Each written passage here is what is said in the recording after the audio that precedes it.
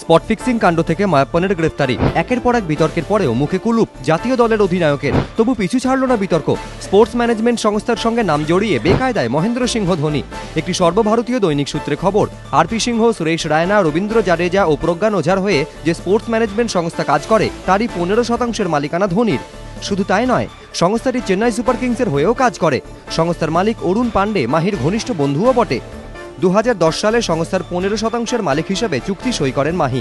ওই সংস্থা থেকে বছরে আয় প্রায় 70 কোটি টাকা। কি কাজ এই সংস্থার? ক্রিকেটারের নিজস্ব ব্র্যান্ড ভ্যালু তৈরি করা, তাদের উজ্জ্বল ভাবমূর্তি গড়ে তোলা, সোশ্যাল নেটওয়ার্কিং সাইটে তাদের প্রোফাইল তৈরি করা। আর এখানেই উঠছে প্রশ্ন, সমস্ত ফরম্যাটের ক্রিকেটের অধিনায়ক হওয়ার সুবাদে দল নির্বাচনেও মাহির ভূমিকা অনস্বীকার্য। সেক্ষেত্রে দলে যদি কোনো ক্রিকেটার ঠাঁই না পান, সেক্ষেত্রে কমে যাবে তার ব্র্যান্ড ভ্যালু। আখেরে ক্ষতিগ্রস্ত হবে তার নিজের স্পোর্টস ম্যানেজমেন্ট সংস্থায়। সংস্থার মালিক হিসাবে কিভাবে সেই ক্ষতি স্বীকার করেন তিনি? নাকি ক্রিকেটারদের দলে ঠাঁই পাওয়া না পাওয়াটা নির্ভর করছে তার সংস্থার মুনাফার ওপর? অধিনায়ক ধোনির দল নির্বাচন তাহলে কি একেবারে ব্যক্তিগত স্বার্থেই? প্রশ্ন উঠতে শুরু করেছে ক্রিকেট মহলে।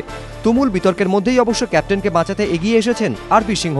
টুইটারে তিনি জানিয়েছেন, সংবাদ মাধ্যমে কি খবর দেখানো হচ্ছে তা আমি জানি না, কিন্তু ওই স্পোর্টস ম্যানেজমেন্ট সংস্থা আমার হয়ে কাজ করে না। স্পট ফিক্সিং কাণ্ডে চেন্নাইয়ের নাম জড়িয়ে যাওয়ায় ইতিমধ্যেই বেশ কিছুটা ব্যাকফুটে ধোনি। এবার স্পোর্টস ম্যানেজমেন্ট সংস্থার বিতর্ক বাউন্সার তিনি কিভাবে সামলান, সেদিকেই নজর ক্রিকেট মহলের। এবিপি আনন্দ।